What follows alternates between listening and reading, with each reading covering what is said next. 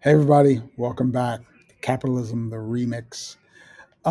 Today, our guest today was once named by Fast Company one of the 100 most creative people in business. I can't wait for you guys to meet and listen to my dear friend, Susan Salgado. Susan used to be the head of culture, I think, for Union Square Hospitality Group, Danny Meyer's restaurant group in New York City. We're going to hear lots of stories about how she came to understand the power of culture and its ability to create performance in organizations. So, can't wait for you guys to get started hearing Susan next. Capitalism Remix. Let's go.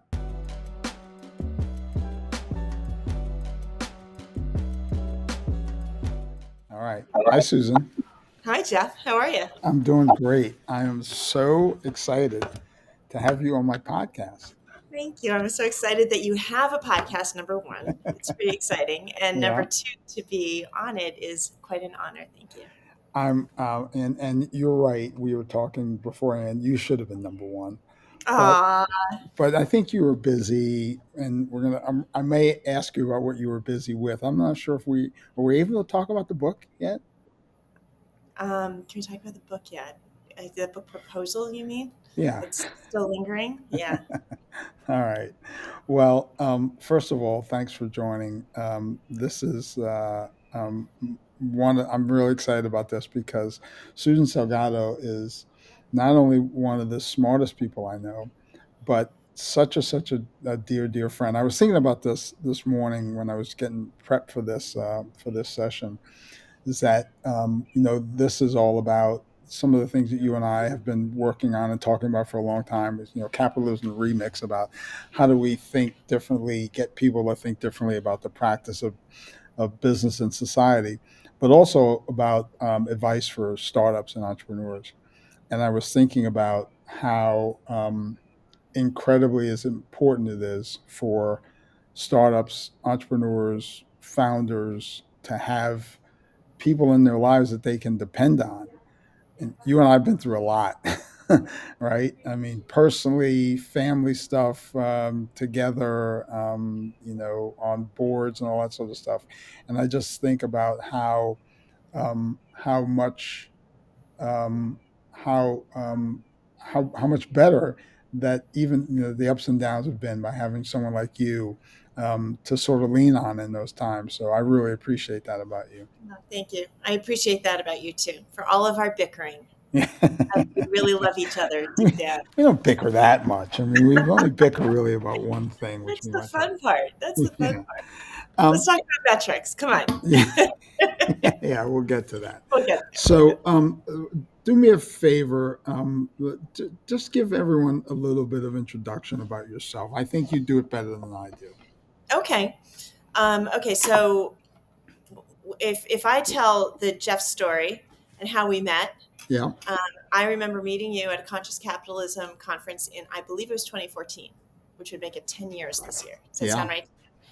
And I was brand new to the concept at the time. In fact, I only got to go to the conference because I was working with Danny Meyer at the time, and he wasn't able to go, and so I got to go for him Ah, and okay. speak in a workshop for him. Yeah. And I remember meeting you and Peter Laughter, Yep. and we hung out together. Oh, we should put a little picture in.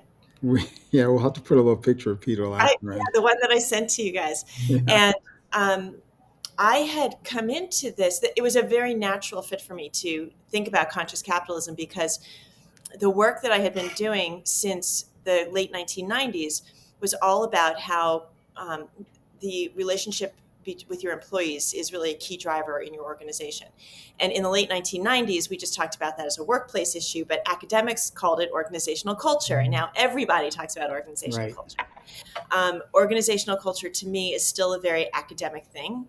It's where what I studied for my doctoral dissertation at NYU, and I studied for my research for my dissertation. I studied Danny Meyer's restaurants, so Union Square Cafe, Gramercy Tavern, Shake Shack, probably three of the most well known of his brands, Yep. and I was interested in studying Danny's organization because I had been a guest there for a number of years. and was always impressed by the authenticity and the consistency of the customer experience there. And it felt so genuine the way people interacted with you. My husband, then my boyfriend, and I would go and sit at the bar at Union Square Cafe and got to know all of the people who worked there. And we were kids. We were in our mid 20s, Yeah. and we didn't live in New York. We were nobodies. And we'd go into this restaurant, and they always treated us like we were somebody and made us feel so welcome. And that kept drawing us back over and over again. So it became our favorite restaurant. And when I had a chance meeting with Danny in 1998, he was opening Tabla and 11 Madison Park, two of his restaurants at the Hmm. same time, both of which are no longer part of his group. But he was working the room at Tabla, and I approached him and told him about my interest in his company and how he was able to create this consistency and the culture. And he kind of looked at me funny because nobody talked about culture and he didn't know what I meant. And I asked him if he'd take a meeting with me. And so I had a series of meetings with him and his partners, through which I very subversively got them to agree to let me study the restaurants for my dissertation. The deal was that I first had to work in a restaurant, and I did that for 6 months and studied the restaurants through participant observation, where you're participating in the thing that you're studying. Yep. And I was essentially inculcated into this organization, and through that was able to draw out a model of the infrastructure of culture that I use to this day in my consulting and in my workshops to help people understand what it takes to build that consistency into your culture. But by the time I was done, academia didn't seem so fun anymore. I loved the restaurant industry. I loved this organization and the people in it. And so I carved a little job description for myself out of my research and went back to Danny and told him that everything he was doing intuitively needed structure behind it, because if he didn't build that structure, he would lose the culture as he continued to grow. And I didn't even know at that time that he was about to open his first Shake Shack. And he didn't know how big Shake Shack was about to get. Yeah. Right.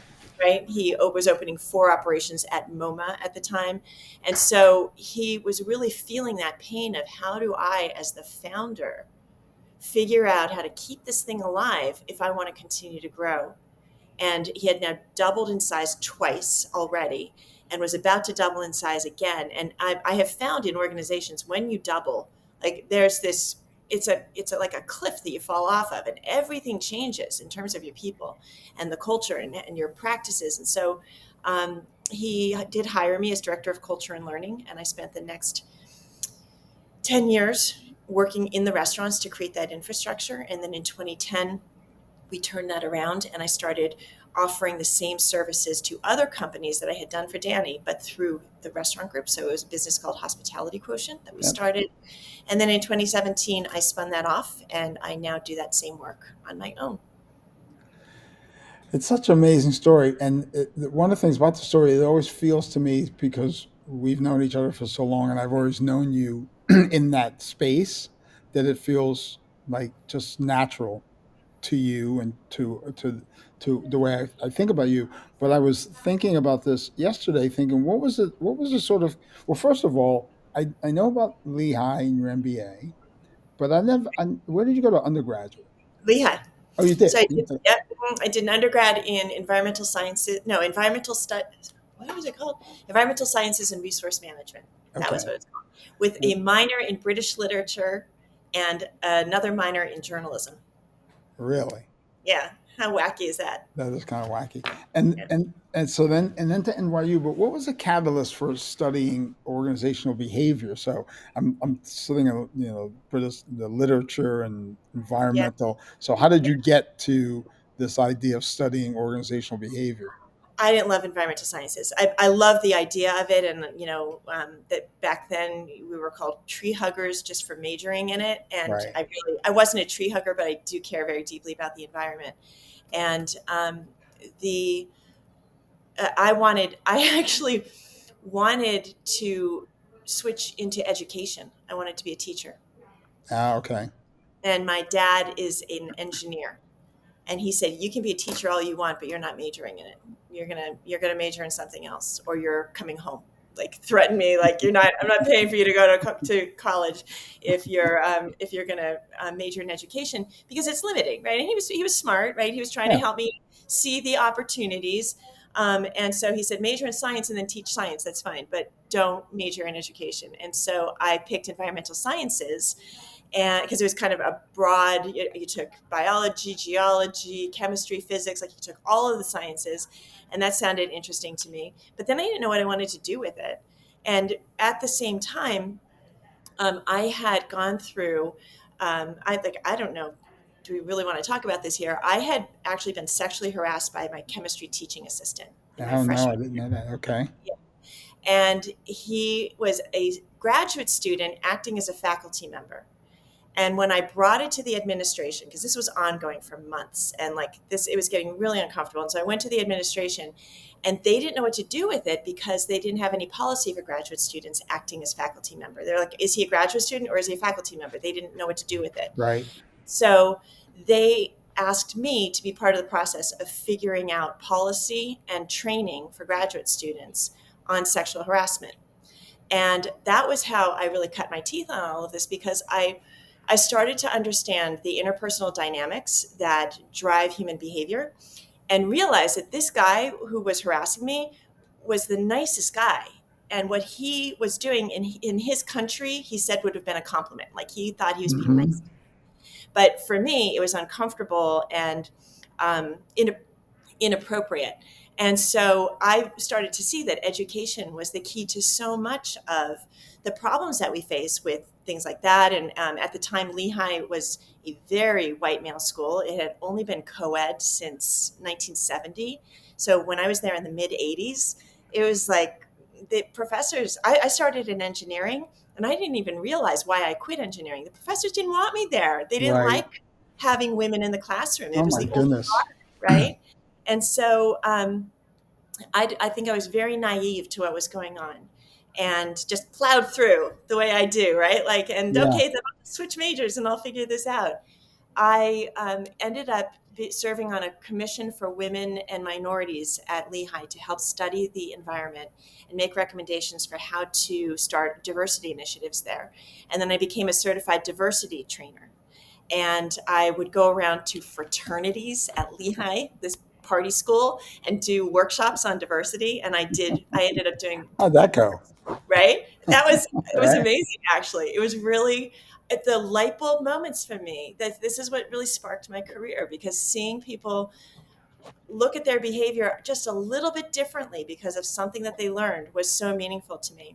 And so, as part of the recommendations for the university, I suggested we should have a freshman seminar that would be a diversity course that all freshmen would be required to take, that would help them to challenge their assumptions from growing up of what it means to live in a very homogeneous environment, as Lehigh was at that time.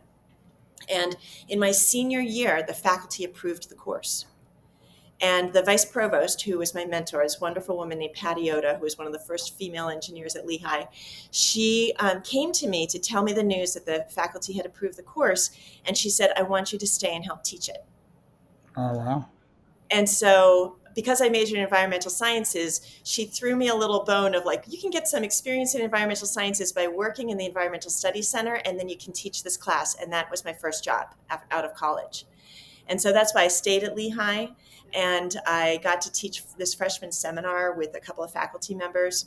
And it was like, I loved it. It just brought so much joy to me to help kids think about these things differently, because as a young woman at that time, I realized I had grown up with so many stereotypes that I didn't even realize, because um, you're immersed in it, and you Yeah. don't. Like, I came from a small town in Pennsylvania, and it wasn't diverse, and I didn't have the experience to really process that. And so we gave kids that opportunity. The course still exists today, and now Patty has moved to University of Arizona, and she replicated it there. Wow. Yeah, so This is so interesting. First of all, there's so many. I can't believe there's so many things I didn't know about you. Now I'm sort of getting. I'm feeling a little. I'm feeling a we, certain way. Why didn't we you tell talked me about that? kids in their Yeah. 20s. Come on, Yeah. we're old Um, people. but there's so many. There's so much tied up in that story, right? The first thing I thought of was why. you're the victim. Why I'm the victim? Why do I have to fix this? Right? That they're going to make you as a victim be the one who has to fix this. And I know that that's always one of the things, in sexual harassment, people talk about that all the time. Why is it my job to fix your behavior? But it's interesting that this person was coming from a different culture and didn't see anything in it. But this whole thing, then it leads me to think about this whole thing about the diversity and performance and behavior. And just with the pushback on diversity right now in DE and I wonder how that whole I mean, I can see how it puts you in this direction to want to think about organizational development. But how do you think that experience, then and maybe even now, continues to sort of influence how you think about business and work, and how you want to work, and how and performance in organizations? Has a huge impact. It had a huge impact right through because I was an employee of the university, I could take classes for free. So I figured I might as well work on a master's degree while I was working there. And so I started an MBA program. And at that time, MBAs were all about just in time production, lean manufacturing, Hmm. agility, like all of these technical things.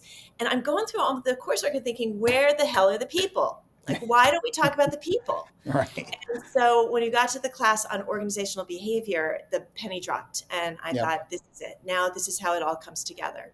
And so when I applied to doctoral programs, it was to study how people could be a source of competitive advantage for an organization. That was what I said I wanted to go in and study.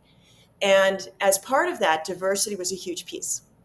And so my first research projects there, I worked with two faculty members looking at cross-cultural behaviors in like feedback seeking. How much do people seek feedback based on their national culture, not organizational culture, and group functioning by diversity. So we did studies on how we set up groups of students and had them do, like, it was part of their coursework. They did projects, but we looked at the grades on the projects and the diversity of the groups and tried to figure out how diversity was functioning in their groups. So that was my early research. And then as I started to move into the area of organizational culture and really understand what that meant, I began to realize that this is how you hardwire it in an organization, because you can create all the policy that you want, you can have all the best practices possible. And we've seen that now in the last couple of years, where organizations have hired diversity officers and Yep. they're looking at their compensation structures and they're counting numbers, right? And what are they doing to actually change the behavior? Right. That is what's really going to drive the change more than anything else that they're doing right now. And that comes from leaders who are fully committed to embracing a diverse workforce, who um, can be comfortable in uncomfortable situations, who can help people to understand their own behavior better so that they see how they're impacting other human beings at work, and holding people accountable to what we say is the right kind of behavior, right? Culture is all about acceptable behavior. Whatever we deem to be acceptable, that's what's going to define our culture. And so if you say that we are a welcoming environment and we want to be inclusive, but then you don't actually hold people accountable to that inclusivity, nothing changes. It doesn't matter what policies, right? Yeah. Now I'm So preaching to a choir. yeah, so so it's not surprising then, right, that you and I have so vibed and sort of connected so much over the years, because we were thinking about, when I started my architectural firm, how does environment drive behavior, because Yeah, behavior drives performance. right, People perform, organizations don't perform, right. people perform, right? So we were thinking about this from a different perspective, the environmental perspective, and then expanded that. So, not surprising that you and I think about these things in a very similar way. I wonder what you think about, though, now the sort of pushback against diversity, right? When I sometimes I hear it, I think about there's so much evidence to suggest that that diverse teams that are can be comfortable in uncomfortable situations and have different perspectives outperform. So why do you think we're seeing this pushback against, I was going to ask a question, it's pushback against stakeholder, capitalism, DEI, sustainability, this whole backlash. Mhm. Why do you think that's happening now? Well, partly because the pendulum always swings, Yeah, right? So it swung really hard yeah, 2 years, 5 years ago, 4 years ago. Oh, the pandemic blur. I can't remember what yeah. year is what, Right, right? you're right. We Yeah, were swung in 2020. yeah. And I think we're seeing it with that kind of momentum. It's going to swing back pretty hard as well. So I think that's a big part of it. I think that the political environment allows for a lot of that, Hmm. and I think that um, okay. See if you want to go here. One of the most powerful, I would say probably the most powerful human emotion to me is shame. Yeah. Okay. And when people feel ashamed or they feel like they're supposed to feel ashamed, I think they push back super hard. And so, whether you're talking about um, me being criticized for my behavior because I'm not being inclusive enough, or if it's uh, just some of the verbiage that we're using today, white um, white privilege, I Yep. think has become a very loaded word for a lot of Yeah. people. And these were academic terms. This is the problem, right? Like we take this academic stuff and we put it into our society, and it doesn't always take because we're not clear about what we mean about these things. And so again, I think education is a huge part of all of this. When you really sit down with someone, you can listen to each other and you can have this conversation. And there have been so many studies on this done where you take people who are on polar opposites of the political spectrum and you get them actually listening to one another Yeah. and they can come to some agreement with one another. Yeah. But between social media and politics and everything that's going on, it's like we're set up for this hailstorm that we're in right now. Well, this is also one of the reasons why I love having people like you and you specifically on the podcast with me because I always I made a note to myself I wanted to talk to Susan about this pushback and woke capitalism that we're hearing all that sort of stuff and how do you feel about it? I know how I feel about it, and I think it's really political. But as always, you're much more thoughtful about it than I am. I mean, no, it's just this. Look, I think that's if you can get to because something you just said about this notion of shame, right? And when you put these labels on people and you make them feel less than, you make them feel that they're doing something wrong, and Mhm. then they push back because of that. The facts and the numbers be damned. If I don't feel like I matter, I'm going to push back because I want to matter, right? Exactly. And in some ways it relates it goes back to the beginning of the conversation with Danny, right, in the 51 and the 49, right, Yeah. from Yeah. from setting the table. Mhm.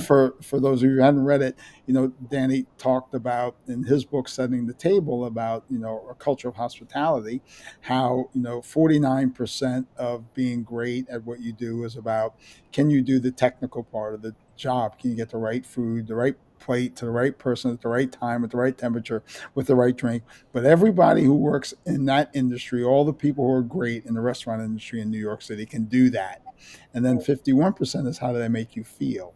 Yeah. Right? And we were always thinking about that, about how we drive organizational culture, but I never thought about it in the other side of the coin that you just sort of exposed. That if people are feeling ashamed of of who they are, that's how they feel, and they're going to push back, right? Because that's really important to us, right? Mhm. Not how do we make others feel, but how we feel about ourselves, right? Yeah. Yeah. Yeah, that's really interesting, and I think that so this to me is like it's almost like a pathway, right, to say how do we get beyond this, right? How do we get beyond this debate we're having about should you care about diversity or should you not care about diversity, right? Try not to make others feel bad about themselves. Just say, why. Let's talk in practical terms about what this means, really, Mhm. right? Mhm. I also often get this. about the sort of quote unquote conscious capitalism world, right? You know that my old partner and people who listen to the podcast have heard me talk about Rick. He doesn't use conscious capitalism anymore. He talks about stakeholder or multi-stakeholder operating system because he always says, "Look, Jeff, when you break this down and you say, well, why should we care about more than just the money?" Well, should do we want employees to give us discretionary effort? Do you want suppliers to bring innovations to you and not take them to your competitors? Do you want communities to welcome you in or put up barriers to entry? Do you want customers to be in a relationship or in a transaction? If the relationship, they give you the benefit of the doubt. The transaction will look for the next best price. When you describe it that way, everyone Mhm. just nods their head. Right. And if you Right. describe it that way and say, "Well, that's conscious capitalism," they're like, "Well, no, it's not. Right. It means something else, right?" Right. Right. Exactly. It's the semantics. Yeah, Absolutely. semantics. It's really Uh-huh. fascinating. Yeah.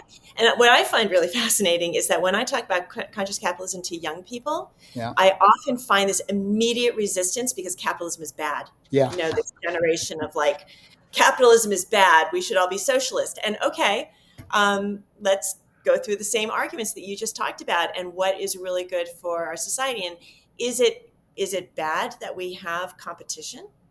Is that a bad thing? right. That's how you actually get better workplaces, because if everybody was competing and creating the best workplace, then it would be an amazing world that we would live in. The idea that competition in itself and capitalism in itself is a bad thing is really unfortunate. And Yeah, so all of these words, for different people, they latch onto a particular part of it and it's inflammatory and they can't see past that. Maybe we're moving too fast too, right? That we're not slowing down enough to really listen and understand. yeah. It's such an amazing point. I mean, I think that if for people to listen to this, that's probably one of the most important things that we've talked about on this podcast yet to take away. Maybe we're just going too fast and not really trying to pay attention to each other and what that person who's not like you, what are they saying? What do they really care about? Because Right. if you get into a room with them and say, "All right, here's what I care about. What do you care about?" Generally, we all care about the same things, right? Yeah. We want to take care of our families. We want to, Yeah. we want to, we want to be able to sort of live a life that's meaningful, right? We don't want, so generally we care about the same things, right? It's just sort of how do we get there? It's interesting to me the things that unite us. So I went to Billy Joel's concert last month. Yep. I got to see him on his 70th birthday, which was really cool. 75th? I don't even remember. It was a milestone birthday, and the audience sang happy birthday to him. So that was fun. Yeah. And I'm sitting in the audience looking around at all of these different people from all different walks of life and thinking about how disparate our values probably are. And yet we're all sitting here together singing these songs from the 70s, Yep. right? And the feeling of unification, I think that's why people love things like concerts, because that feeling of being unified and being of one voice, literally, Yep. is such a good feeling. And I also have been on in chats on things like Weight Watchers, one of my favorite things, and I go into the chat room on Weight Watchers, and these women, mostly women, some men, so supportive of each other, Yep. so kind to each other. And you look at where they're from, and you can see that they're from California, they're from New York, they're from Iowa, they're from Georgia, they're from Texas. And you think about that kind of diversity, and yet we're all focused on supporting each other through something that's really hard in life, like losing weight. And you think, how do you tap into that to make people be that way in every aspect of their life? How do we bring that into the workplace? Yeah. Not only into the workplace, but just in society in general, Yeah. right? I mean, Yeah. Well, that's it's out there in pockets of society, but it's limited, right? It's yeah. around. And that's actually what our diversity research found at NYU, is that groups that had something in common were the groups that performed the best. And it wasn't their race. It was that they all loved golf or football, or that they all they were book club people. Like, it didn't matter what it was. It was that they Something had they something. cared about. Yeah. Wow. No, that's really great. I So a couple other things I want to talk about. actually, this is completely a complete non sequitur. Um, I think I just figured out where the name of your company, Grayson. Yeah. I literally just figured it out last night.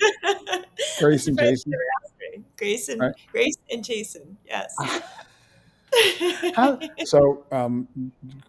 Susan's husband Jason, her daughter Grace, and Grayson. And I was just always looked at it and said, "Ah, Grayson." I don't know. It sounds very important. Maybe that's why she came up with it. That's cute. It's in my notes. Anyway, I so couldn't name it after one or the other. no, you They're couldn't. both important people in my life. Yeah, you couldn't. You have to pick them both. So that's so. Why I just so now that I know it's like I'm learning all these new things about you. Some of them were right there in the public, right in front of my eyes that I just didn't see. Thank you. Tell me, so what we sort of glazed over this or talked about it or glazed over it, but I mean, the other thing that where we came together is that because you were working for Danny at USHG, Union Square Hospitality Group. As a New Yorker, one of my favorite, obviously, all of his places have been favorites of mine for hundreds of years. It feels like some of the most, I think, the greatest restaurants in the country. Love going to all of them. Tell me what did you love most about working at USHG and working for Danny? Uh, the people, number one, like Yeah, just the most amazing group of people. And when you find companies with great cultures, you often get that answer to the question, what do you love about working there? It's the people. Like that's what you hear over and over again. yeah, Danny had an ethos that really resonated with me. He knew from the first restaurant that he opened that if he took care of his team, they would take care of the customers, that he wouldn't have to work at that. And it's such a basic principle. And you say it, everybody nods their head when you say it. And yet, so many companies fall short. And the reason is, I just had this debate with Jason, my husband, the other day, because he said, "Well, why these companies?" I said to him, "What you and I always say, what conscious capitalism says." Quarterly earnings reports are not the way to evaluate a company. My husband's in the stock market. And so we were having this debate, and he said, but look at how many companies start out with these great cultures and they eventually become all about the money. Does that mean you can't make money if you're going to stick to these principles? And so I had to go through all of the arguments about how you actually do better if you are taking care of your stakeholders. But this was so obvious at Union Square from the beginning that Danny was committed to taking care of the team. And when something would happen that would throw that off, he was willing to revisit it and say, okay, let's look at that again and see what happened that the team doesn't feel taken care of with this decision that we're making.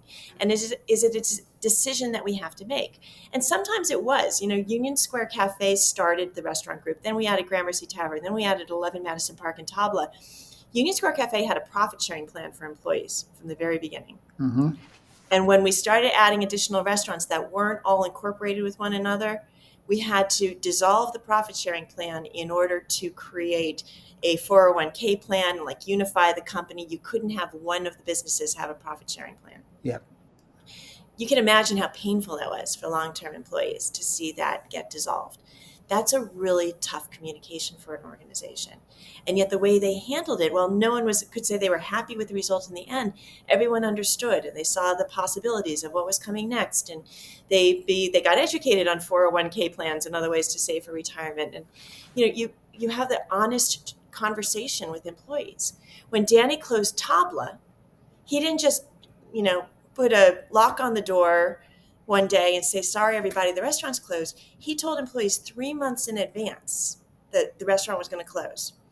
And then we held job fairs for all of the employees who worked there so that they could find their next job. We brought back alumni from the restaurant who had worked there and at other USHG restaurants to this job fair and said, please come hire people from Tabla who are not going to have a job. Those very same alumni came back and worked shifts to fill in holes in the schedule and to do one last stint at Tabla before it closed. It was a celebration of the restaurant and all of the people who worked there instead of a closing of a restaurant. And as much as it still was a closing and it was still painful, the way he did these things was just always so remarkable to me, that he understood what it would take to make people feel better about a really tough conversation, a tough decision. And very few companies are good at that. Yeah. You know what's fascinating about that to me also, Susan, is that sometimes people will meet people like you and I, and we'll talk about this, and they'll think, well, this is just sort of their political persuasion. This is what they believe about the world, and that's why they talk about this. And I always tell people, like, I didn't make this up. I made none of this up. Right. I just saw people doing it in real time and saw how successful they were and Yep. said, hey, maybe there's something about that. And Yep. maybe if we could codify that, if we could Yep. think about, could we replicate that? It wasn't because I started a business and said I just want to I hate capitalism or I hate the way Right. people think about capitalism. That had No. nothing to do with it. It had to do with the fact that, we were, building this business that turned into a consulting business and we were trying to figure out how do we be great at consulting. And then we said, well, we have certain clients that do really, really well. And what is it, what's a common denominator? And a lot of times the common denominator was the way that they treated people, right? Yep. The cultures they built. And we said, well, maybe there's something to that, right? Mm-hmm. And Yep. then we started to think about that and started to codify it. So I think that is a lot of the same way, you can tell by this story. That's how you got there in many respects, right? Right.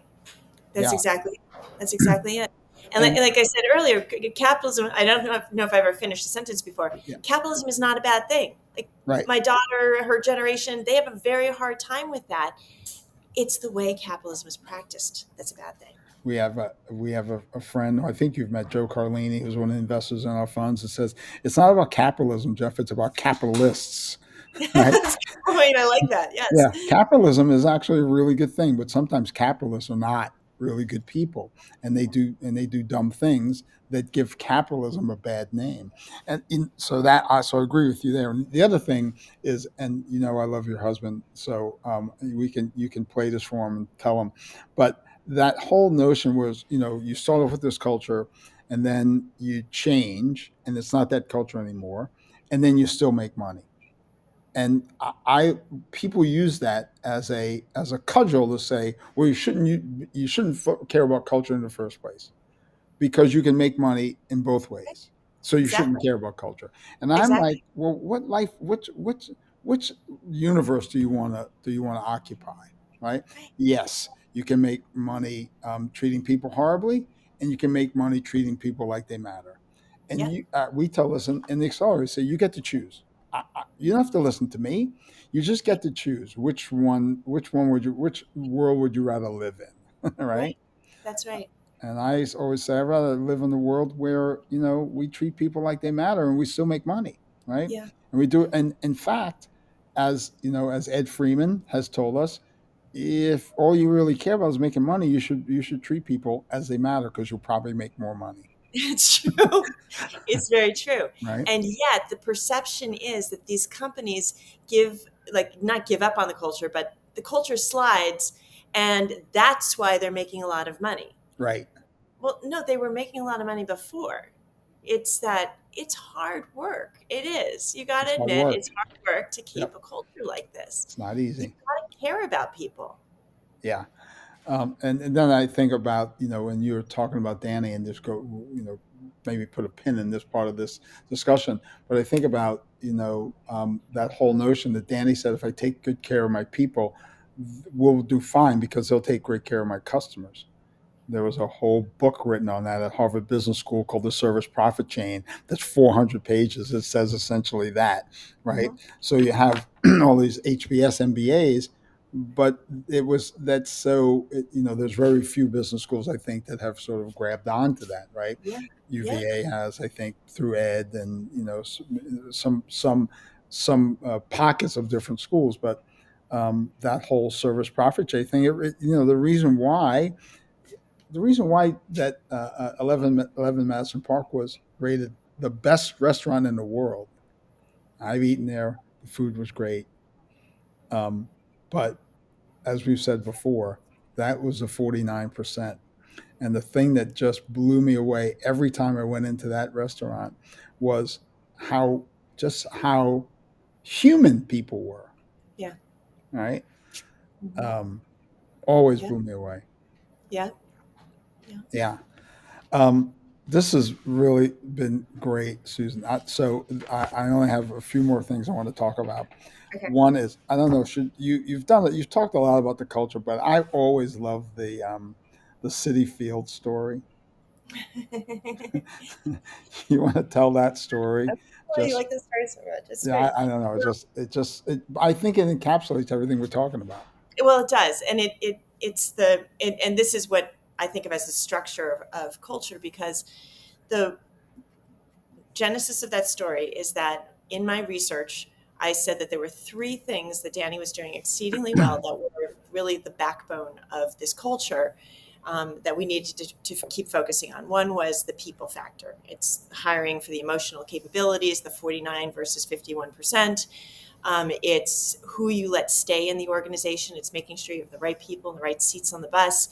All of that people stuff was the first thing that he was doing exceedingly well. And he seemed to just have a sixth sense about it. Like he could just meet someone and know if they were a 51 percenter or not. Yep. And so I felt like that was a huge advantage that he had and a really important pillar in the organization. The second is providing people with the systems, structure, tools, resources, everything they need to be successful at their job. Because if you hire great people, and at that time, Union Square Cafe was taking 100 not reservations, applications for every server position. 100 applications for a single server position. Yeah.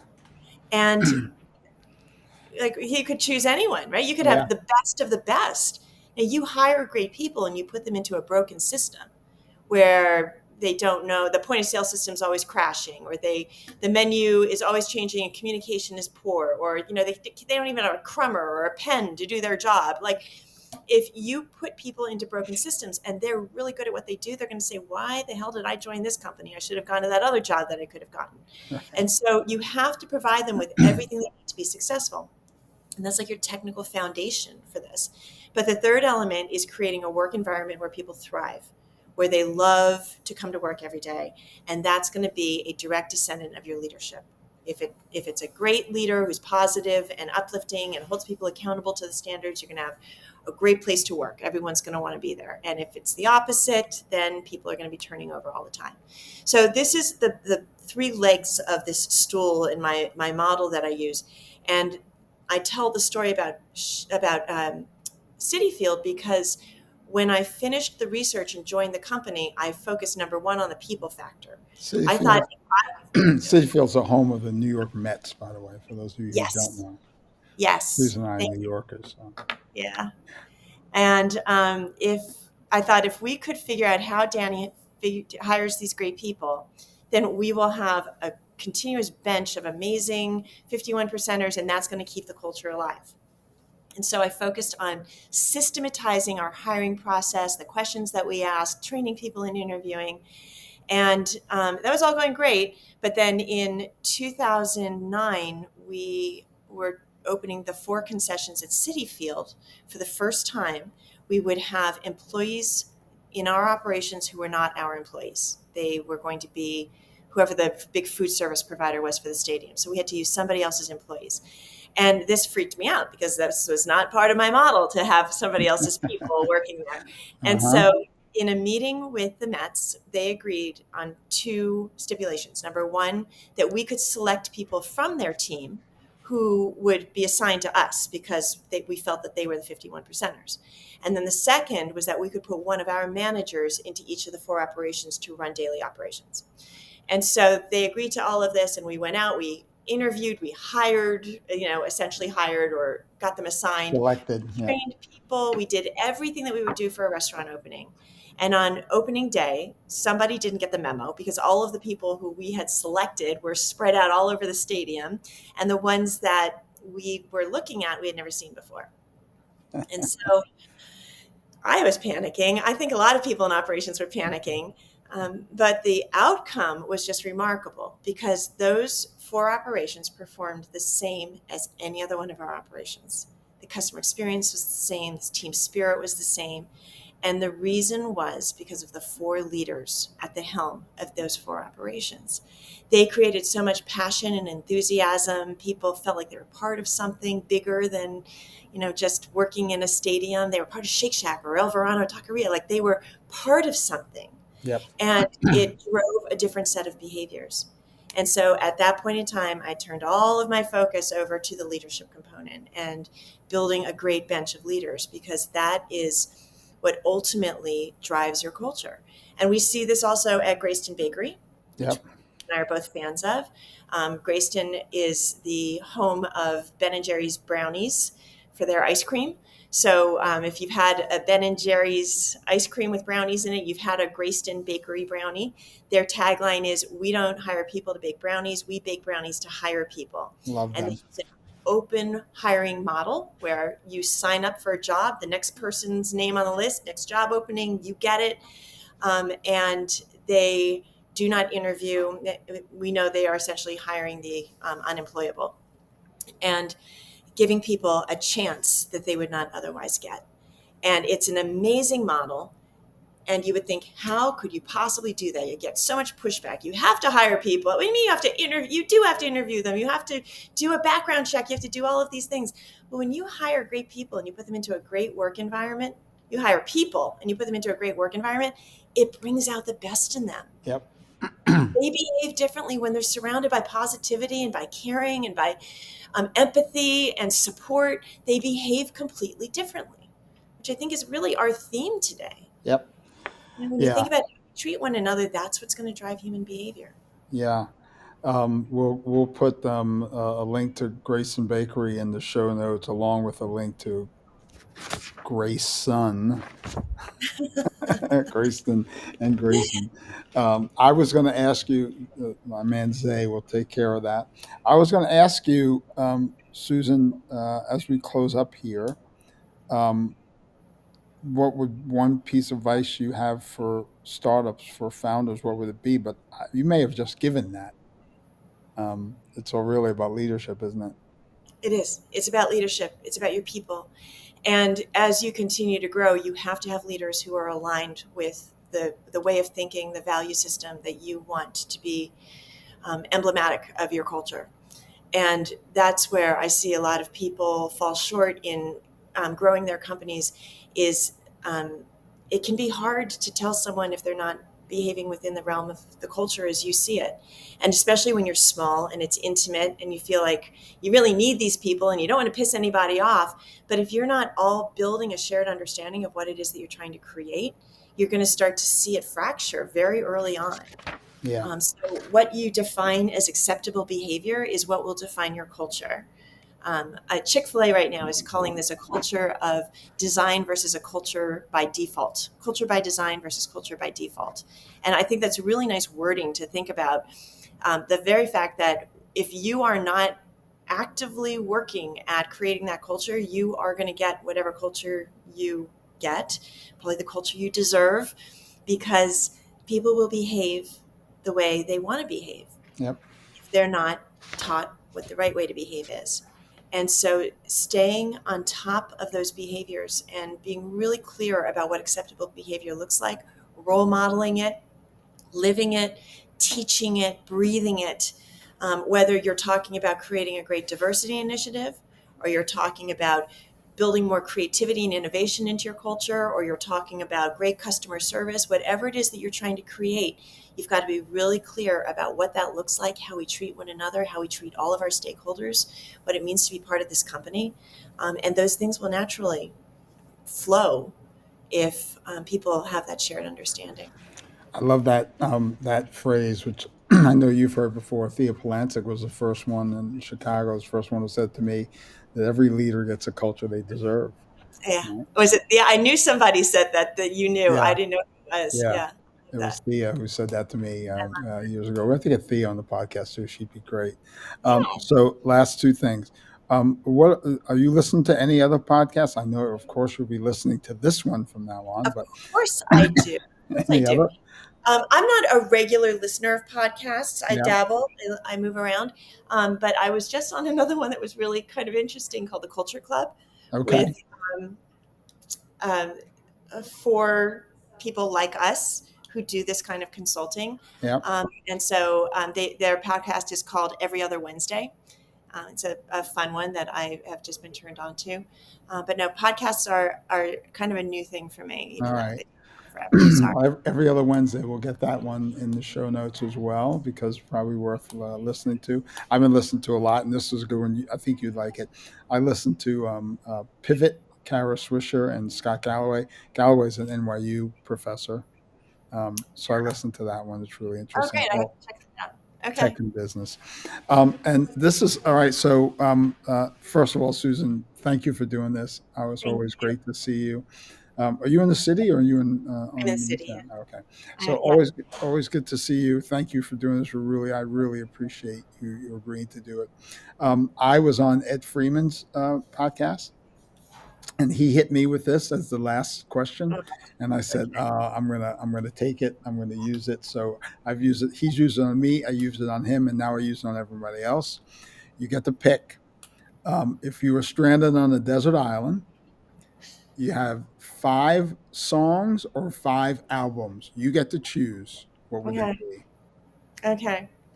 And we need you need to answer this because we put these all in the show notes because we're sort of creating like a capitalism remix I definitely playlist. want albums because I mean you can only listen to the same song so many I, times. So I I, want 5 albums, you but I'm get not good at album names. I'll tell you the artists. I'll okay. do Well, greatest hits. I'll do greatest hits from all my favorite artists. How's that? okay, that's fine. Or I if would you have. have an album in mind but you don't know the name of it, you can tell us sort of the 1 or 2 songs on it, and Zay will find the album. Okay, We'll I find love Crosby, Stills and Nash. Can I have the whole box set? That's all right. All right, we'll give it to you. I'll give it Okay. to you. Um, I love you too. All right. So, any particular U2 album? What's your favorite U2 song? Beautiful day. All right, we'll find the And I beautiful also love day. the new one. Summer of Love is a very good one that's come out now more recently. I love Sade. Nice. I Okay. don't know that I could not have Sade on my list. Yeah.